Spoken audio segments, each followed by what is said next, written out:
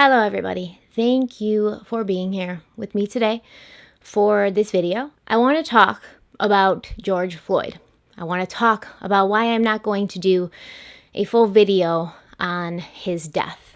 I was going to do a full video on his death. I had been researching it for days, trying to figure out everything. And then, obviously things changed a little bit in the world. And I just feel like it's not the best thing for me personally to do. And there's a few reasons for that. Number one, unlike the Ahmaud Arbery case, there doesn't seem to be any questions out there on whether what happened to George Floyd was right or wrong. When we talked about Ahmaud Arbery, we were in Georgia. We were in a place that had laws where there were people out there saying that whatever happened to Ahmaud Arbery was legal, even if it was wrong, it was legal because the McMichaels were within their rights as far as the law goes, right? So there was actually something there to kind of pick apart and go through legal precedent and go through laws and kind of debate that. Even though right from the get-go, I didn't believe that it was okay what happened to Ahmaud Arbery, and I didn't care what any law said. But there were people out there who were arguing that. With George Floyd, I watched the video once, and I couldn't watch that video in its entirety. I watched it once, and I did have to skip through because it was just incredibly traumatic. And I will never watch that video again, although I do suggest if you have not seen it, you need to watch it at least once because you need to be stunned and you need to be sickened and you need to be angry about it. So as far as making a true crime video on George Floyd's case, there's no need for it. There's nothing going on here that is debated or argued. What happened to George Floyd was murder, and now the police officer who was responsible for that murder is being charged. So what I do want to say about George Floyd is his life was taken from him unjustly, needlessly, senselessly, in a disgusting way, and I feel so horrible. So I've always been against what happened to George Floyd. I've always been for justice for George Floyd. And then the protests started, and I love protesting. It's very exciting. It's very dynamic. It's like you can sense a charge in the air, like change is happening, right? I've been a part of a couple different protests for women's rights, for LGBTQ rights. I love being a part of that. I love feeling the energy. I love seeing people work together to accomplish something. And then the protest turned to riots, and I did something stupid. Not intentionally stupid, just, sometimes not having the right knowledge and the right experience can make you stupid in certain things. And I've told you guys that before. I'm very smart in some things, very stupid in others. So when the riots started happening, and it was in Minneapolis, and I saw that the Target was, getting set on fire and stuff. I posted something on Twitter, and I said, I'm really just asking to be educated, but what does burning down a Target accomplish for bringing justice to a dead man? And apparently there was many things wrong with that statement, but my intention was not to say the protesters were wrong. My intention was not to say what happened to George Floyd was right. My intention was just to try to figure out what the heck's going on, because at that point I'm still planning on making a video about it. So I see the protest turn into riots, and they're at this Target and they're setting things on fire, and I'm like, what happened? What happened? How did it go from here to here? I need to know so I have the information and I can, make an accurate video when I'm explaining this. And there's a lot of reasons, obviously, why I want to bring you accurate information and facts when I'm making videos, because one, that's just my personality. I like to know everything. You guys know that I like to get all the information. I make, 3-part videos over an hour long on one case because I just keep digging and I want to know everything. And that's just how I am. And I didn't mean it to be like, oh, they shouldn't be doing that. That's not my place to say at this point. What I meant was like, why are they doing this to this Target? I didn't understand what the Target had to do with anything. Why the Target was a target, so to speak. And then I got a lot of answers back, telling me that the Target had denied the protesters who had gotten tear gassed from going in and buying milk. The Target had donated financially to the police department. So now it's making sense, right? But then, of course, I got a lot of angry comments, and I'm not mad about the anger. Initially, I was defensive about the anger. I didn't understand. I'm not a black person. Obviously, I'm a white woman. I will never know what it's like to be Black in America, in the world. And in a lot of ways, I am very, very naive. I can never know any other person's experiences, what's going on in their brains, what's going on in their hearts, how they've been feeling, what they've gone through, just like nobody can know my experiences. And my experiences haven't all been good, sweet, rosy. Like, it appears that I have it together now. It wasn't always like that. We all go through things that other people will never understand. And I don't want to pretend I understand what Black people go through in this country. I don't want to pretend I understand the anger that is raging through them right now. And I would never speak out against it. It really wasn't my intention to make it seem as if they shouldn't be doing that, but more my intention to just find out why they were doing that. I've never experienced anything like this. I mean, in 1992, when the LA riots happened after Rodney King was beaten within an inch of his life by police officers, I remember seeing footage about it. I was probably 7 or 8 at that point. So I remember seeing about it on TV. I remember my parents being very stressed and sad and worried.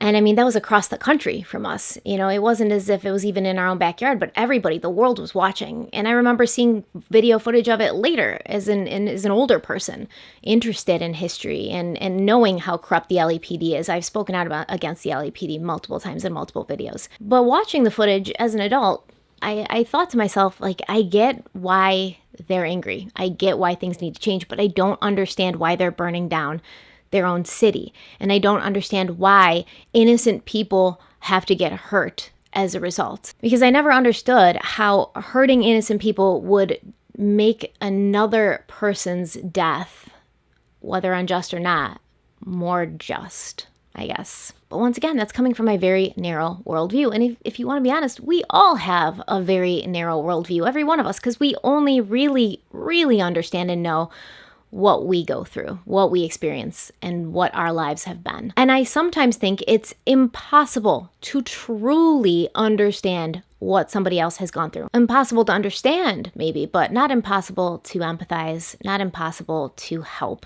in any way you can. And that's all I was trying to do. I wanted to make a video so I could raise awareness and I could get George Floyd's story out there. Sometimes I think that everybody knows me. You know, everybody knows my intentions. Everybody knows my heart's good. And I'm surprised and also insulted sometimes when people come at me in a way that's, you know, hostile. Because in my head, I'm like, yeah, don't you know me? I'm a nice person. Like, I have the best intentions. I'm just trying to help. But at the same time, no, they don't know me. They don't know me. Some of these people aren't even followers of mine. They just, you know, came because it was a trending topic. So no, they don't know me. And I shouldn't be handling them as if they know me. That was my bad. I shouldn't be getting defensive and like, what the hell are you yelling at me for, man? I'm just trying to get to the bottom of it. I shouldn't be like that because they don't know me. As far as they're concerned, I'm a stranger. As far as they're concerned, I might be the enemy. But I'm here to tell you that I am not the enemy. But I don't want to be disrespectful. I don't want to talk about what's going on in this country with race relations when I don't fully understand. I don't like talking about things that I don't fully understand. I want to stand beside Black people and I want them to tell their story and I want to support their words and I want to share with you their words because they are the ones who are living it and have lived it all of their lives. There's enough hurt right now. There's enough anger. There's enough hate. You're not getting any of that from me. And I am sorry for that tweet. Whoever was offended by it, whoever thought that it was me being insensitive or me saying that what happened to George Floyd was wrong, I am sorry if you thought that. I definitely didn't mean it that way. But I understand why you may be on edge right now. I understand why you may feel defensive because you're under attack. I understand and I'm learning. And that was several days ago. And since then, I've gotten so many great people coming forward, helping me understand, sending me links, sending me literature to read. And I have been educating myself. So instead of spending my time recently looking into the specifics of George Floyd's case and, you know, what the police officer did and what he didn't do and what the 911 call, to me, none of that matters at this point because it was wrong. At the end of the day, it was wrong. There's really nothing we can dig in and you know, pull out that makes it any less wrong. So instead of spending my time looking into the case, which we all know by now, right? We should all know by now. Instead of doing that, I have spent the last couple of days reading the things that you guys have sent me, watching the videos, listening to the people that you guys have told me to listen to, and just educating myself on what you're going through and how I can help. It's not that you need my help. I have no doubt that the Black community can move mountains with their passion and their purpose. It's that I want to give it because I love you. I love every single one of you. And I am a true crime YouTuber. So I look at these cases where innocent people die every single day. And I don't want to say that I've become desensitized to it, but I have learned while I'm in the research process to compartmentalize a little bit, to take my emotions and my anger and my sadness at the case and put them in a little box until I'm done getting the facts. And then I'll let the emotions come out and mix in with the facts, because that's what every case is honestly about, facts and emotions. But I need to get the facts first before I let the emotions kind of bleed in. And that's what I was trying to do. And so it may have sounded cold and it may have sounded impersonal, but at that point I was in research mode. And at that point I didn't understand why it possibly sounding cold and impersonal would upset people when I'm just trying to research, but nobody would know that. It's always miscommunications. It's always, you don't know what's in my heart and I don't know what's in your heart, but I would always hope that people would assume what's in my heart is the best, but that's not the case. And I get that. I get that now. So I wasn't trying to be cold or impersonal. I wasn't trying to just refer to him as a man. And I did get that. I definitely didn't mean that, guys. His name is George Floyd. He was somebody's brother, somebody's son, somebody's father. He was important to people. He is important to all of us now. I'm not going to speak about the Black experience because I can't and I shouldn't. I'm not going to speak about what else is right or wrong in this situation because it's not my place to do so at this point. But what I do want and what I would ask of all of you out there listening, and this was a suggestion from a Patreon of mine because I was like, I want to do something, but I don't want to be disrespectful. I want to let them talk. I want to share their words, but I don't want to talk over them. I don't want anybody to think that this is about me or it's a way to drive, traffic to this channel, or it's a way to get more subscribers, or it's a way to make money. This video will not be monetized. I want to be heard and understood. I want to hear and understand you. I understand that it's not Black people's job to teach white people about racism. I get that now. I got a lot of comments because I was like, I'm just trying to learn. And people were like, it's not our job to teach you. We don't have time to teach you. And I get that now. And I am making moves to educate myself. However, I would ask for those of you who are out there, if you're an influencer, if you're just a regular person, if you are angry about what happened to George Floyd, if you have insight into what it is to be Black in America, it doesn't matter how old you are, it doesn't matter where you live, it doesn't matter what your experiences are. If you are a Black person and you are watching this, please contact me via email and send me a video clip of you talking about what it's like to be Black in America, how you're feeling about this happening right now. And using those clips, I'm going to put together a video of as many people as I can get, voicing their anger, their sadness, their hurt, their frustration at what happened to George Floyd, what happened to Ahmaud Arbery, what happened to all of these beautiful Black men and women who have lost their lives when it didn't need to happen. I want you to say whatever you want to say. You can swear,